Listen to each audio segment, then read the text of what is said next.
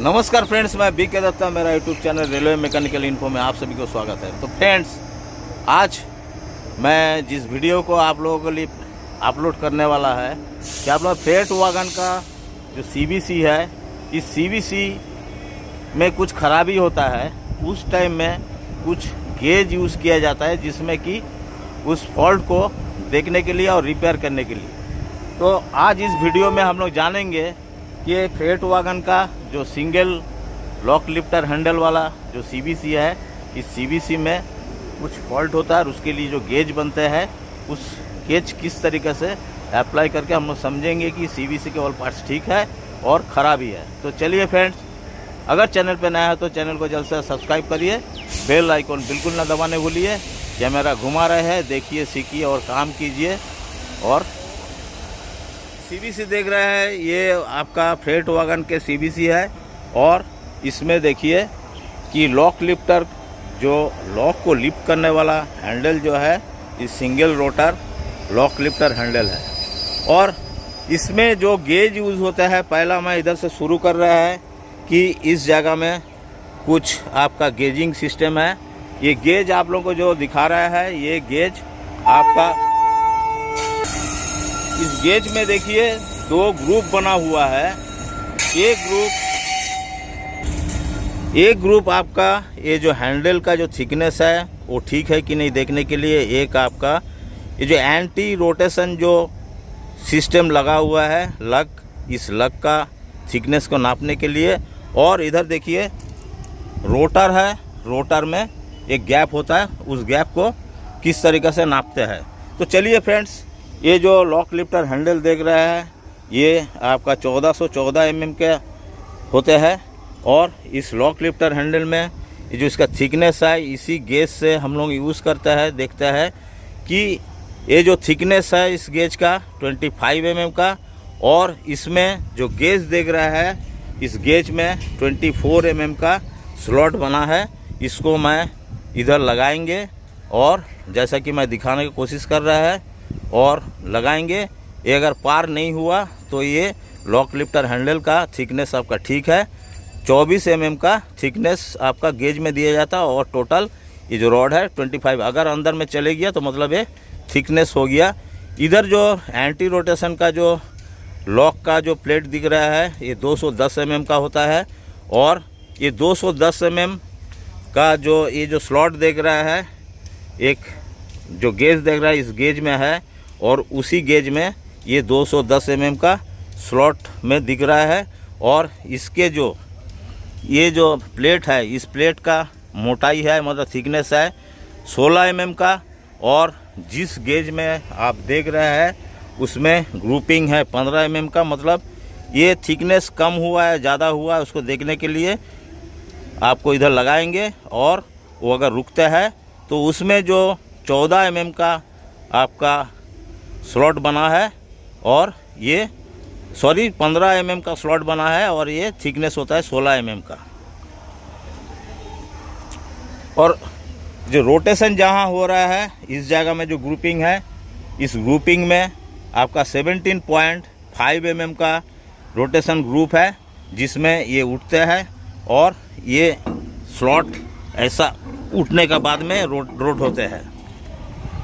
अभी हम सीबीसी में कुछ गेज यूज़ किया जाता है, जो गेज आपका नकल ठीक है कि नहीं, नकल का नोस, इस जगह को नकल का नोस बोलता है, इसके भी पैरामीटर ठीक है कि नहीं देखने के लिए एक गेज बनता है।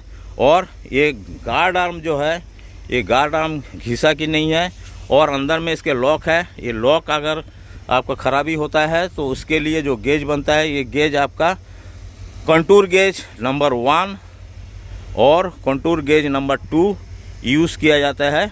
और ये ओपन कंडीशन सीबीसी है अभी नकल, और ये नकल को क्लोज कंडीशन में आपको वो गेज अप्लाई करके देखना होता। और ये जो नकल का जो हाइट है, इधर से लेके इधर टोटल हाइट है 280 mm। हम लोग जब सीबीसी का हाइट नापता है कितना, 1105 से लेकर, और एम्प्टी कंडीशन और लोड में 1030 का, तो हम लोग क्या करते हैं, मिडिल पॉइंट से इधर से नापी करता है, एन रूट में या तो रनिंग कंडीशन स्टैंड स्टेटस में इस जगह में ग्रुपिंग होता है। अदरवाइज़ आप लोग ये भी काम कर सकते हैं कि नीचे में एक प्लेट दिया, रेल लेवल से लेकर और सीबीसी का इधर से लेकर टोटल रेल लेवल तक आप नापी करेंगे, जो कि 1245 mm से लेकर 1240 mm तक होना चाहिए।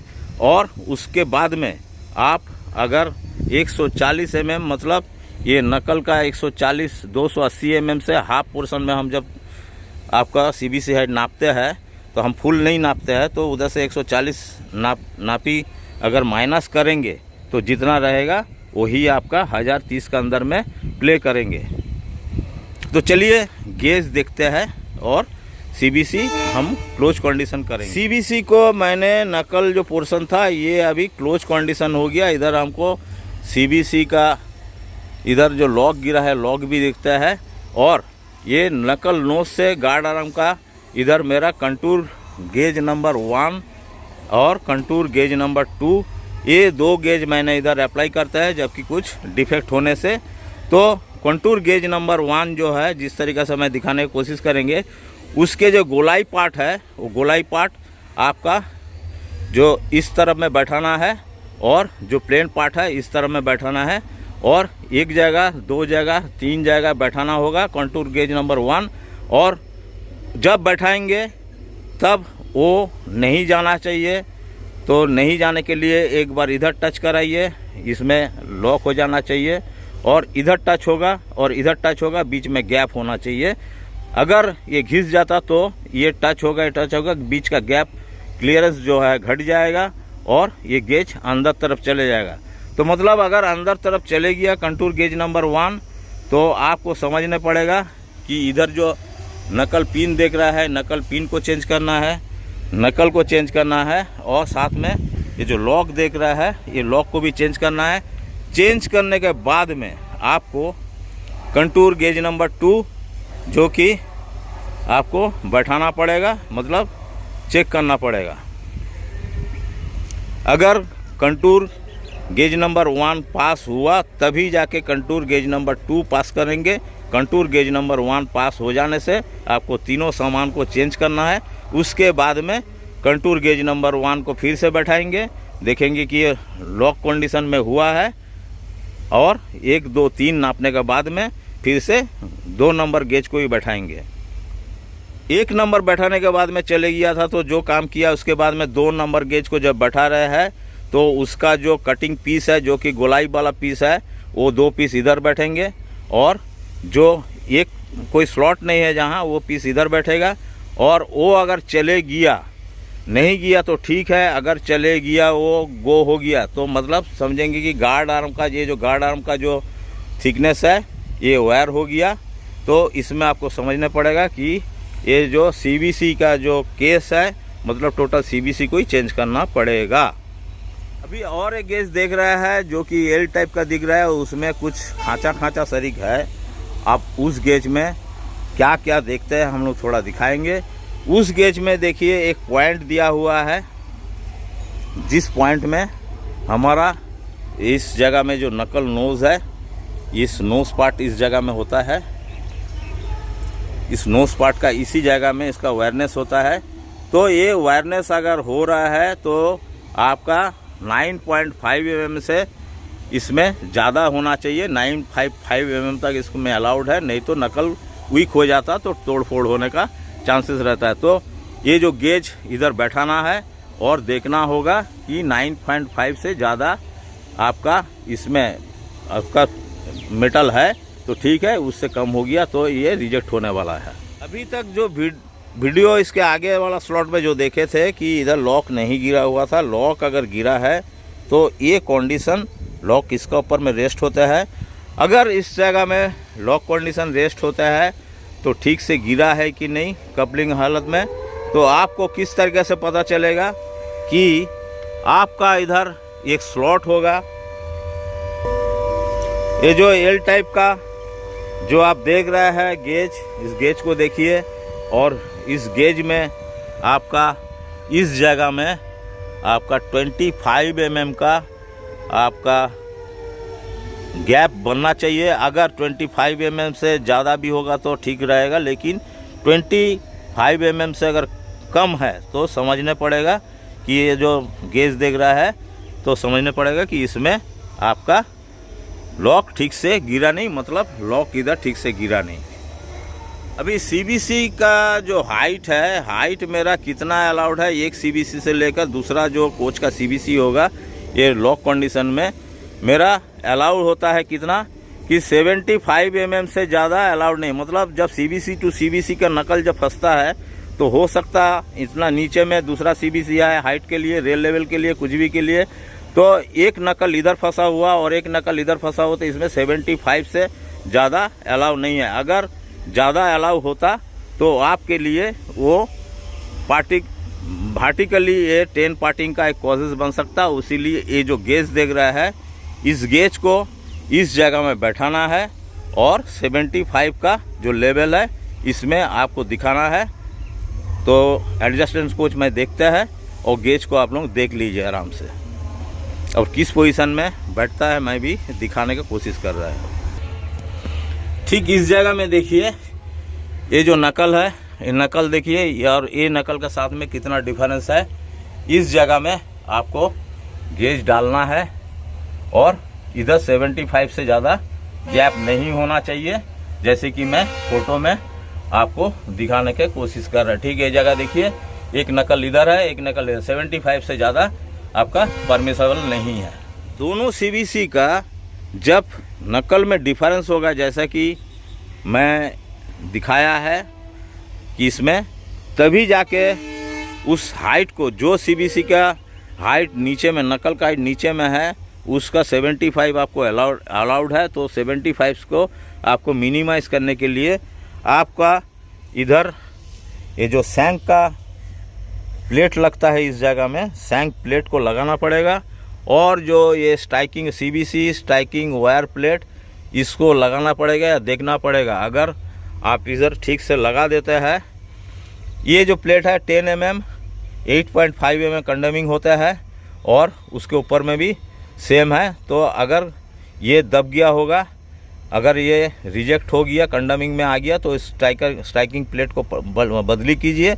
बदली करने के बाद में ये जो इधर का जो गैप था, सीबीसी नकल का जो गैप, डिफरेंस गैप था 75 से ज़्यादा हुआ था, वो आपका मिनिमाइज होगा, आप गाड़ी छोड़ सकता है। इस सीबीसी का ये जो एल टाइप का जो गेज दिख रहा है, ये इधर से लेकर इधर तक आपको 2 गेज आपका यूज़ होता है, जो कि इनसाइड वाला, जैसे कि गेज देख लीजिए, दिखाने की कोशिश कर रहा है, और इनसाइड वाला जो गेज है वो तो अंदर जाएगा, लेकिन बाहर वाला जो केस है, मतलब गेज है, वो इधर से लेकर इधर रुकेगा और उसको रुकना चाहिए, लेकिन अंदर वाला गेज जाना चाहिए। वो गो गेज है और ऊपर वाला गेज नहीं जाना है चाहिए।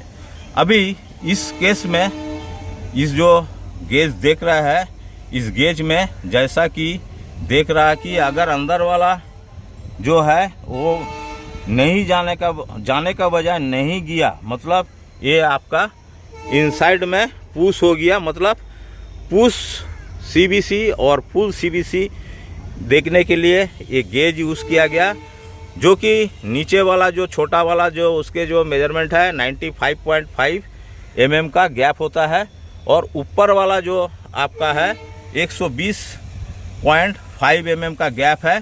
तो नीचे वाला अगर नहीं गया तो समझना पड़ेगा कि ये आपका पुश हो गया, और आपको उस दौरान क्या करना है कि ड्राफ्ट पैड जो है उसको चेंज करना है, और उसमें ड्राफ्ट पैड चेंज करने से ये बाहर तरफ पुल होगा और आपका मेजरमेंट ठीक हो जाएगा। अभी आते हैं कि सीबीसी पुल हो गया, तो सीबीसी अगर पुल हो गया तो उसमें आपको क्या करना है कि आप उसमें सीबीसी पुल होने से आपको, मतलब ये जो 1 नंबर 2 नंबर में जो 9 गेज था वो तो जाएगा ही, और जो जाने वाला नहीं था वो भी चले जाएगा। तो मतलब आपको देखना पड़ेगा कि अंदर में जो योक पिन या तो और कुछ खराबी है, या तो केस को भी चेंज करना पड़ेगा। तो चलिए फ्रेंड्स, इस तरीके से हम लोग कि CBC में कौन कौन सा गेज किस तरीके से यूज़ किया जाता है, CBC का नकल का जो लेंथ है, इस मतलब हाइट है कितना है, और कौन कौन सा पोर्शन ख़राब होने से क्या क्या करेंगे, उसके बारे में हमने कुछ डिस्कशन किया है। अगर वीडियो अच्छा लगे तो ज़रूर लाइक दीजिएगा। अगर कुछ जानकारी है, जानना ज़रूरी है, तो मेरा YouTube चैनल और फ़ोन नंबर मेरा एनी टाइम खुला रहता है, आप लोग फ़ोन भी कर सकते हैं। अगर चैनल पे नया है तो चैनल को एक सब्सक्राइब तो देना चाहिए। और क्या बोलेंगे, नेक्स्ट वीडियो के लिए इंतज़ार करिए। तब तक खुश रहिए, सुरक्षित रहिए। Thank you watching for my video and have a good day.